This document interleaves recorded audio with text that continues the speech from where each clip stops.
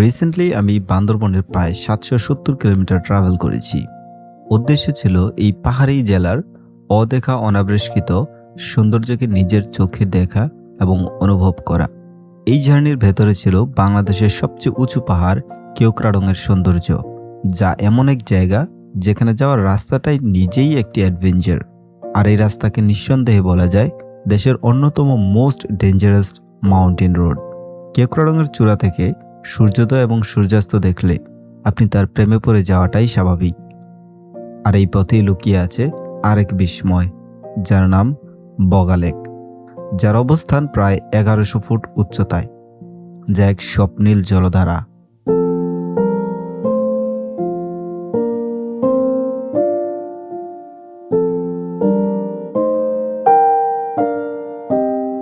এই যাত্রায় শুধু কেওক্রাডং নয়, হেঁটেছি বান্দরবনের অনেক গভীরে, যেখানে এখনো প্রকৃতি মানুষের স্পর্শে ক্লান্ত হয়ে ওঠেনি। চারপাশে ছিল একেবারে magical landscape, crystal clear river, পাহাড়ের গায়ে পড়া আলো ছায়া, এক নীরবতা যা শহুরে জীবনের সব শব্দ মুছে দেয়। নদীর পাশ ঘেঁষে হাঁটা, দুর্গম ও পাথুর পথ ফেরিয়ে যখন শেষ পর্যন্ত পৌঁছে যাই নাফাখুম ঝর্ণায়, তখন মনে হয় আরে ইয়ার, প্রকৃতি এত সুন্দর হয় কিভাবে।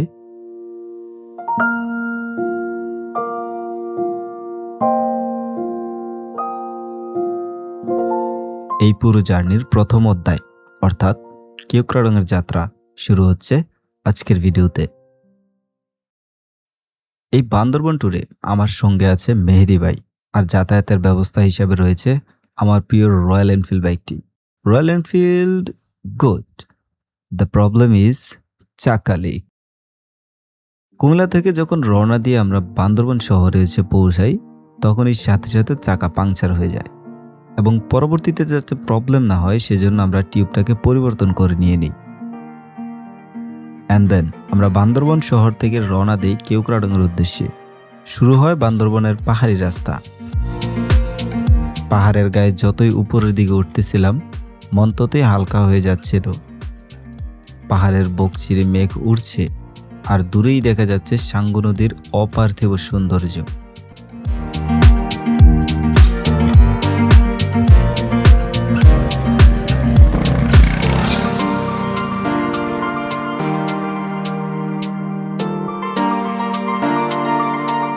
নিচে তাকালেই চোখে পড়ছিল বিশাল পাহাড়ি ল্যান্ডস্কেপ।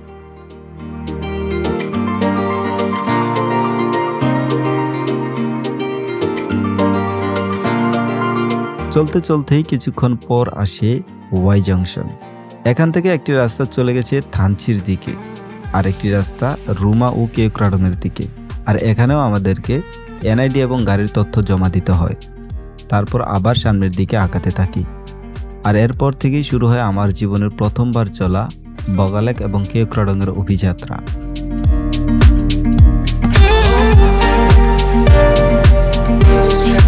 কেওক্রাডংয়ের আগে আমাদের রয়েছে রুমা বাজার, তারপর রয়েছে বগা লেক। চলতি পথে বান্দরবনের এত সুন্দর অপরূপ দৃশ্য দেখে আমি মুগ্ধ হয়ে যাই। বান্দরবনের এই সৌন্দর্য আমাকে বারবার থামিয়ে দিচ্ছিল। ভিন্নধর্মী কাশফুল, অচেনা পাহাড়ি গাছ, মাথার উপর নিখুঁত নীল আকাশ, আর দুই পাহাড়ের মাঝ দিয়ে বয়ে আসা নদীর দৃশ্য, সব মিলিয়ে যেন এক জীবন্ত পোস্টকার্ড। দীর্ঘ সময় বাইক চালানোর পর পৌঁছে যাই আমরা রুমা বাজারে। এখান থেকেই কেওক্রাডং এবং বগা লেক যেতে হলে গাইড নেওয়া বাধ্যতামূলক, এবং একটি ফর্মও ফিল আপ করতে হবে, যার জন্য জনপ্রতি 50 টাকা গুনতে হবে। আর আপনি যদি কেওক্রাডং এবং বগা লেকে গিয়ে রাত কাটাতে চান, তাহলে গাইডের জন্য ৩৫০০ থেকে ৪০০০ টাকা পর্যন্ত খরচ হতে পারে। আর গাইড যদি নিজের বাইক ছাড়া যায়, তখন খরচ পায় ২৫০০ টাকা। আমরা দুজন অন্য একটি টিমের সাথে অ্যাড হয়ে একটা গাইড নিয়ে নিই, যাতে আমাদের খরচটা একটু ম্যানেজেবল হয়ে যায়। রুমা বাজার পেরিয়ে সামনে এগোলেই পরের মুনলাইপাড়া। বর্তমানে আছি বাংলাদেশের সবচেয়ে পরিষ্কার গ্রাম মুনলাইপাড়াতে। এই গ্রামটা অনেক সুন্দর এবং অনেক বেশি পরিষ্কার। আর এখানে এসে এই অপরাজিতার চাটা পাইলাম, দেখি কে কেমন লাগে। ভালোই তো। অনেক বেশি টেস্ট।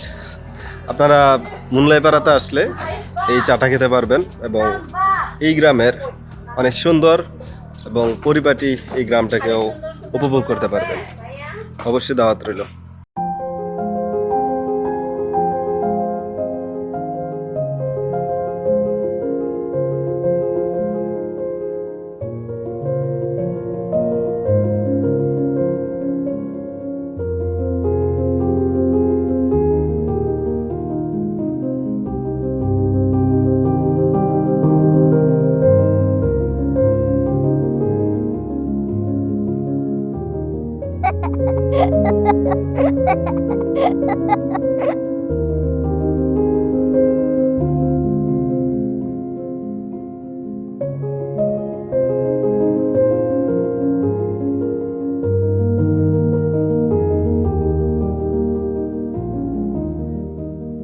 সাবধানে চালাইতে হবে। আর ডাউনহিলগুলো আপনার সেকেন্ড গিয়ার দিয়ে ইঞ্জিন ব্রেক দিয়ে নামতে হবে। আপনার নামার সময় 17-20-এর যেন উপরে যেন না হয় টপ স্পিড, হ্যাঁ এইভাবে চালাইতে হবে। আর ওঠার সময় অবশ্যই ফার্স্ট গিয়ার দিয়ে শুরু থেকে উঠতে হবে। মুনলাই পাড়ার পর থেকেই শুরু হয় কেওক্রাডংয়ের সবচেয়ে ভয়ঙ্কর অংশ।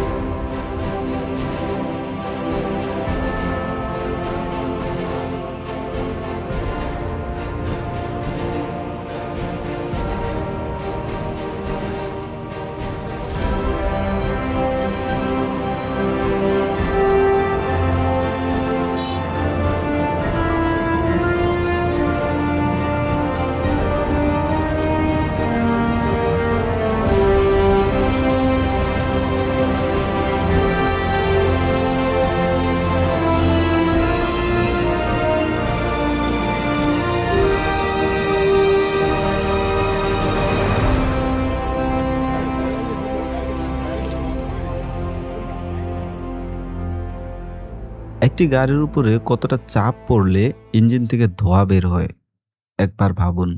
আর হ্যাঁ, যারা টুকটাক পাহাড়ে রাইড করেন তারা এই রোডে আসা থেকে দূরে থাকবেন। এটা আপনার চিন্তা থেকেও ভয়ঙ্কর। এত খাড়া রোড আমি আমার লাদাখ ট্রিপেও দেখিনি। তারপর আস্তে আস্তে করে আমরা পৌঁছে যাই বগা লেক।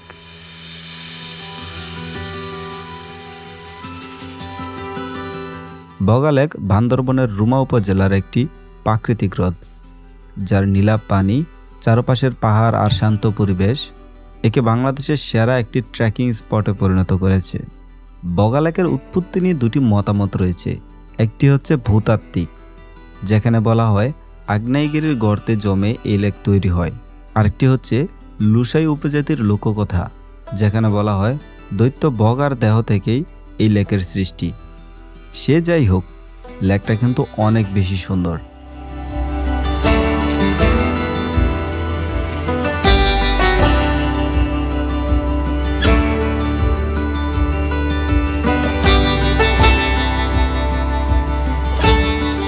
তারপর আমরা রওনা দিই বগা লেক ভিউ পয়েন্টে। চারপাশে পাহাড়, নিচে ভয়ঙ্কর বাঁকানো রাস্তা। উপরে দাঁড়িয়ে তাকালে বুক কেঁপে ওঠে, আবার চোখও সরানো যায় না। এক অসম্ভব সুন্দর অনুভূতি।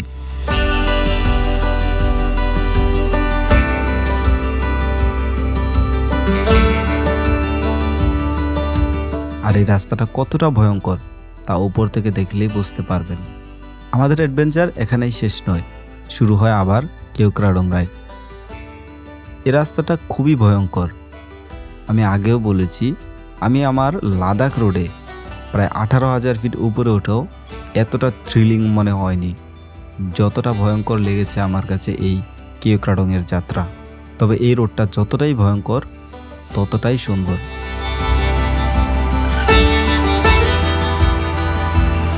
আর এই সুন্দর রাস্তা ধরে চলতে চলতেই সামনেই পড়ে দার্জিলিং পাড়া, পরিষ্কার সাজানো গোছানো একটি পাহাড়ি গ্রাম। আর এই সুন্দর গ্রামের মধ্যে দিয়েই বয়ে গেছে সুন্দর একটি রাস্তা। আর এই সুন্দর রাস্তা দিয়ে চলতে চলতেই আমরা পৌঁছে যাই কেওক্রাডং, বাংলাদেশের সবচেয়ে উঁচু পাহাড়। যেটা এখন পর্যন্ত সরকারিভাবে স্বীকৃতিপ্রাপ্ত। বেসরকারি গণনায় সাহকাহাবুংকে বাংলাদেশের সবচেয়ে উঁচু পাহাড় ধরা হয়ে থাকে এবং দ্বিতীয় স্থানে ধরা হয় তাজিংডংকে। কিন্তু এখন পর্যন্ত বাংলাদেশের সরকারিভাবে স্বীকৃতিপ্রাপ্ত কেওক্রাডংকেই বাংলাদেশের সর্বোচ্চ পাহাড় হিসাবে ধরা হয়। ওই হিসাব নিকাশ যাই হোক, সেটা পরে হবে। কেওক্রাডংয়ের উপর থেকে যে ভিউটা দেখা যায় তা দেখলে আপনি মুগ্ধ হয়ে যাবেন। কেওক্রাডং পৌঁছেছি, চলেন এবার কিছু খেয়ে আসি। বাংলাদেশের সবচেয়ে উঁচু পাহাড়ে কি কি খাবার পাওয়া যায় চলেন একটু দেখি। রেস্টুরেন্ট, এই হচ্ছে রেস্টুরেন্ট কেওক্রাডংয়ের।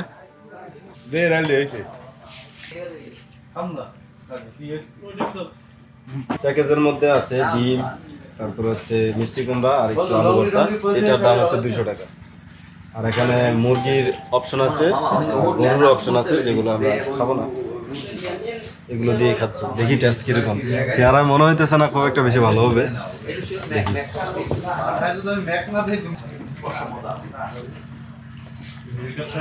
না বাইরে আমি দেখছি তো মাঝে মাঝে করে নাকি? আসলে মেইনলিতে ভালোই মোটামুটি ভালো, আর কি, খুব বেশি না। এখানে খাবার দাবার খুব একটা হামুরে আইটেম পাওয়া যায় না। একটাই মাত্র দোকান, আর যার মধ্যে আছে ডিমের প্যাকেজ, গরুর প্যাকেজ আর মুরগির প্যাকেজ। খাইলে খান, না খাইলে নাই। এবার আসি একটু রুমের ব্যাপারে। কেওক্রাডংয়ে থাকাটা অনেক বেশি এক্সপেন্সিভ। বাংলাদেশের সর্বোচ্চ চূড়া কেওক্রাডং এসে যদি 250 থেকে 300 টাকার মধ্যে থাকতে চান, তাহলে আপনাকে কিছু বিষয় ফলো করতে হবে। তার মধ্যে হচ্ছে যেমন একটা রুমের মধ্যে 15 থেকে 16 জন পর্যন্ত থাকতে পারে। ওই রুমের ভাড়া 4000, 4500 কিংবা 5000 পর্যন্ত হয়ে থাকে। তো এই রুমগুলোতে আপনারা 2 জন কিংবা 1 জন এসে কখনো এটাতে আপনারা নিজেরা পোষাতে পারবেন না। তো যার কারণে আমরা যেটা করেছি, আমরা প্রায় 10 থেকে 12 জন একসাথে টিম হয়ে একটা রুমের মধ্যে ছিলাম। আসেন আপনাদেরকে একটু রুমটা দেখাই। এই যে পাহাড় পর্বত, গতকাল যে আমরা 12 জন ছিলাম, এই রুমটা একটু আপনাদেরকে দেখাই। এই হচ্ছে আমাদের রুম, দেখেন। এটাতে প্রায় 16 থেকে 17 জন পর্যন্ত থাকতে পারে। আমরা ছিলাম 2 জন, এখানে ছিলাম। এই যে সবাই ছিল এখানে। কেওক্রাডং এসে যদি কম টাকার মধ্যে থাকার চিন্তা ভাবনা করতে হয়, তাহলে এভাবে ছাড়া কোনো ব্যবস্থা নেই, এভাবেই থাকতে হবে। আর এর চেয়ে ভালো কেওক্রাডং এ কোনো হোটেল বা রিসোর্ট কিছুই পাওয়া যাবে না। এগুলোই মেনে নিতে হবে। আমাদের রুমের উইন্ডো থেকে দেখেন, এই যে সামনে হচ্ছে বগা লেক।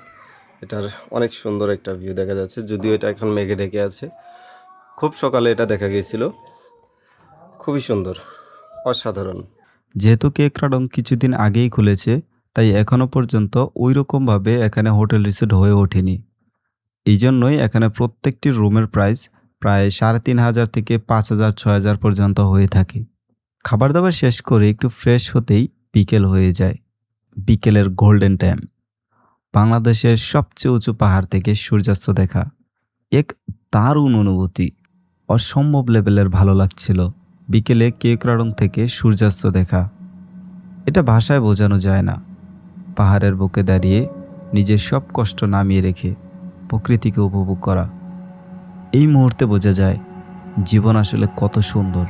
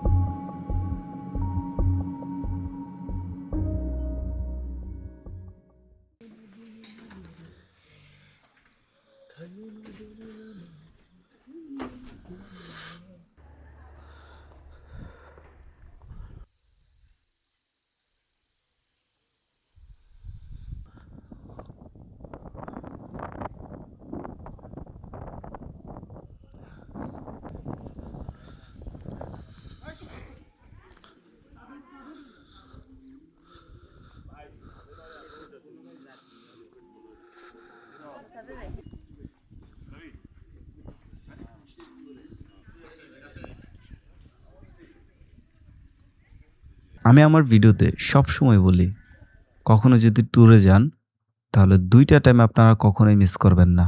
একটি হচ্ছে সূর্যোদয় এবং আরেকটি হচ্ছে সূর্যাস্ত। গতকাল আমরা সূর্যাস্ত উপভোগ করেছি, আর আজকে সূর্যোদয় উপভোগ করব। সূর্যের জন্য অপেক্ষা করছি, আর তারই মধ্যে মায়ানমারের পাহাড়ের ভেতর দিয়ে উকি দিল সুন্দর একটি দিনের সুন্দর একটি সূর্য।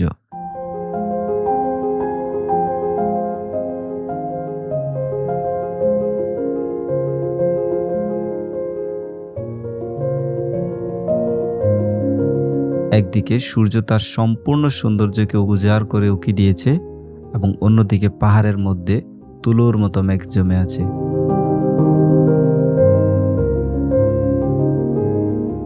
যে মেঘটা আমরা দেখার জন্য সাজেক গিয়ে থাকি, সেই মেঘটাই এখান থেকে আরো সুন্দরভাবে উপভোগ করা যাচ্ছে। এক অন্যরকম অনুভূতি ভাই। পাহাড়ে আসেন, পাহাড় ঘুরেন, জীবন অনেক সুন্দর হবে। আপনার জীবনে থাকা যত ডিপ্রেশন সবকিছু দূর হয়ে যাবে।